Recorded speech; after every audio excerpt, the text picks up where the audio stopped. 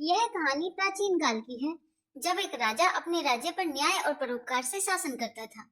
परंतु राजा के पास एक अजीब और गुप्त दोस्त था, जिसे वह हर किसी से छुपाए रखता था। राजा के सिर पर गधे के कान थे, लेकिन किसी को इसकी भनक तक नहीं थी, क्योंकि वह हमेशा अपने सिर पर मुकुट पहने रहता था। राजा को यह डर था कि अगर प्रजा को उसकी यह कमजोरी पता चली तो लोग उसका मजाक उड़ाएंगे और उसका सम्मान खत्म हो जाएगा। राजा की समस्या यह भी थी कि उसे नियमित रूप से अपने बाल कटवाने पड़ते थे, लेकिन हर बार जब वह नाई को बुलाता तो वह नाई को बाल काटने के बाद मार डालता, ताकि वह राजा के गधे के कानों का रहस्य बाहर न फैला सके। राजा बहुत चालाकी से हर बार एक नया नाई बुलाता और उसी तरीके से उसे मार देता। धीरे धीरे राज्य में यह बात फैल गई कि जो भी राजा का नाई बनता है उसकी जान चली जाती है। इस डर के कारण अब कोई भी राजा की सेवा करने को तैयार नहीं होता था। एक दिन एक गरीब नाई, जिसका नाम रामू था, अपने परिवार का पेट पालने के लिए राजा की सेवा करने को मजबूर हो गया। अब उसे यह तो पता था कि राजा के बाल काटने के बाद उसका मरना निश्चित है, लेकिन क्या करता, गरीब था। अब वह डरते डरते महल पहुंचा, राजा के सामने खड़ा हुआ। राजा ने उसे भीतर बुलाया और कमरे में किसी को भी ना आने की इजाजत दी। राजमूंड जैसे ही राजा का मुकुट हटाया, उसकी आंखें आश्चर्य से खुली रह गईं। राजा के सिर पर इंसानी कान नहीं बल्कि गधे के कान थे। वह घबरा गया, लेकिन उसने अपने डर को काबू रखा और राजा के बाल काटे। बाल काटने के बाद राजा ने रामू से कहा, "अब तुम्हें मेरी एक बात माननी होगी। तुमने जो भी देखा है किसी को नहीं बताओगे। अगर तुमने यह बात किसी और को बताई तो तुम्हारी जान जाएगी।"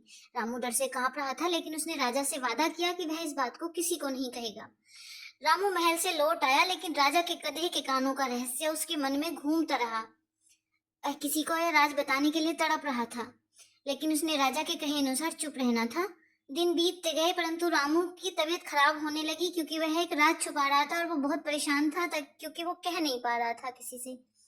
राजू के इस असमंजस भरे जीवन को देखकर उसके एक दोस्त ने सलाह दी, "ऐसा करो, तुम ये जो राज है जिसे तुम छुपा रहे हो, किसी और को बता दो, तो तुम्हें राहत मिलेगी।" तो रामू को ये आइडिया अच्छा लगा। वह जंगल गया।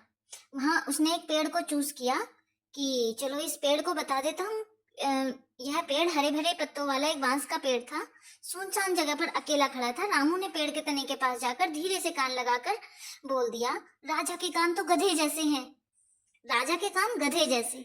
यह बात कहने के बाद रामू को बहुत राहत मिली। उसे ऐसा लगा जैसे उसके दिल से एक भारी बोझ उतर गया हो। अब वह हल्का महसूस कर रहा था, लेकिन धीरे धीरे उसकी तबीयत भी सुधरने लगी।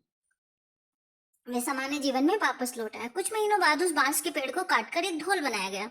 उस ढोल को एक दिन राज दरबार में लाया गया, जहां पर एक बड़ा उत्सव मनाया जा रहा था।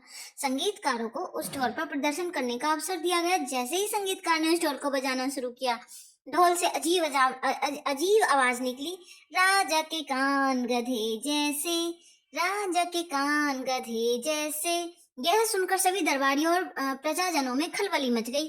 वे सोचने लगे, ये अजीब आवाज आ कहां से रही है। राजा भी हैरान हो गया। वह समझ नहीं पाया उसका गुप्त राज कैसे खुल गया। दरबार में शांति छा गई। सभी राजा को देख रहे थे। अब राजा को अब अपनी कमजोरी का एहसास हुआ है। जानकर भी चकित था, इतने प्रयासों के बावजूद उसका राज एक साधारण ढोल के माध्यम से प्रजा के सामने आ गया। कुछ देर बाद राजा ने सोचा, महसूस किया, अब इस सच्चाई को छिपाने का क्या मतलब रह गया। उसने अपने गधे के कानों को स्वीकार करते हुए मुकुट हटा दिया और कहा, "हाँ, मेरे कान गधे के हैं और मैं इसे नहीं छुपा सकता। मैंने वर्षों तक इस बात को छुपाने की कोशिश की, पर मैं अपनी वास्तविकता को स्वीकार करता हूँ।"